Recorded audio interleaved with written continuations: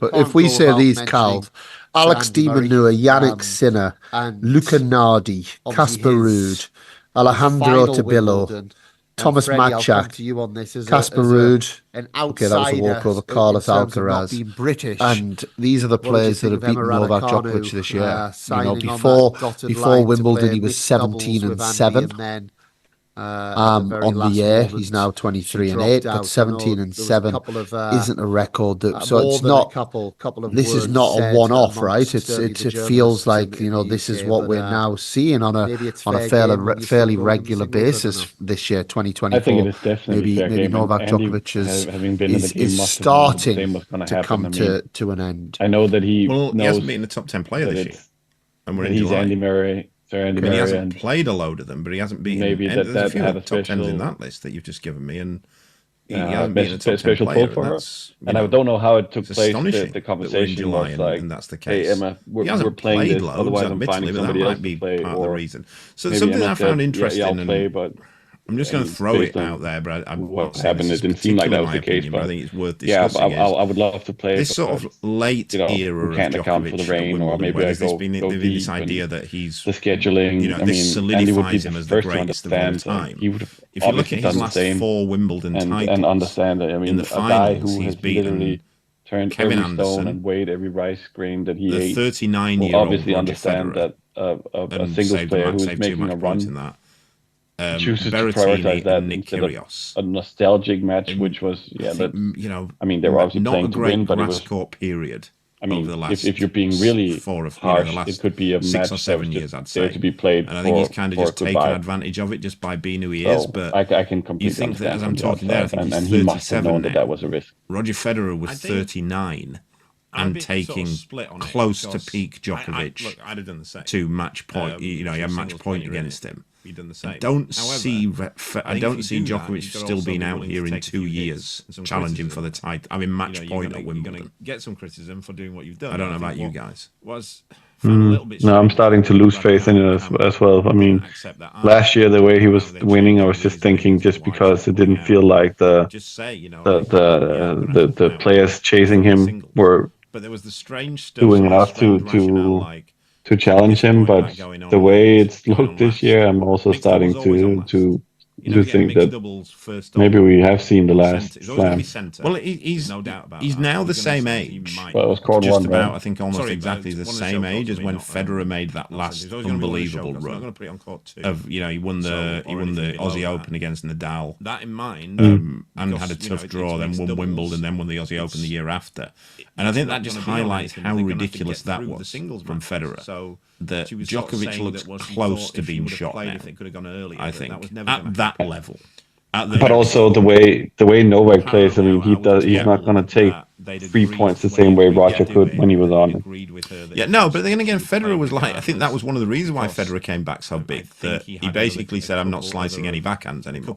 No, I'm going to take every backhand on the bounce. I'm not going to let anything bounce. And play like that. And I mean, Djokovic, I still don't think can really do that, but it again just highlights how ludicrous that 18-month period of Federer was that we got, where he won another. And that's also what I was thinking about right now. Is that correct me if I'm wrong, but I don't think we heard so anything difficult from to Andy. read, though. We don't know how serious this injury was. It's okay. He does this thing and he plays this sort of card all the time. I saw somebody. He didn't have surgery. Do you not think he had surgery? No, from what I understand, I actually spent a bit random, but I spent a lot of time with Nick Kyrgios during he was expecting to play. Really random. But I was using the indoor tennis center as if you're a male coach of a female player, there's never anywhere for you to go. This has been like a problem at like all the tournaments. The tournaments don't seem to pick it up. So our locker room was the indoor tennis center locker room. Insinuate by the reactions, which actually was really cool because I actually got stuck in there. I said stuck. I was in there with Yannick Sinner talking matches. Like a fun little story. It was just me and Yannick in there, just the two of us, always quiet, and we were watching Zverev against Norrie, and it was in the third set tiebreak. and he turned to me. We've been having a bit of a chat. And he turned to me and he said, "So where's he going to serve here?" If that was the case, I mean, and I said, "Come on, you tell me. You've got the data. You must have the data on Zverev. Like, come on." And I swear to God, he picked 5 serves in a row at the end of the tiebreak. He goes, "Well, he normally goes tee here." It was really cool. It was like this really cool moment, and he got all 5 right. And he was a delight. And then Kyrgios was in there a lot, and we were talking every day. And again, Kyrgios, people love him, people hate him. You know, he brings a certain value in different parts. He was a really good guy. We had a lot of chats, you know, reminiscing from juniors to talking to about Andy Murray.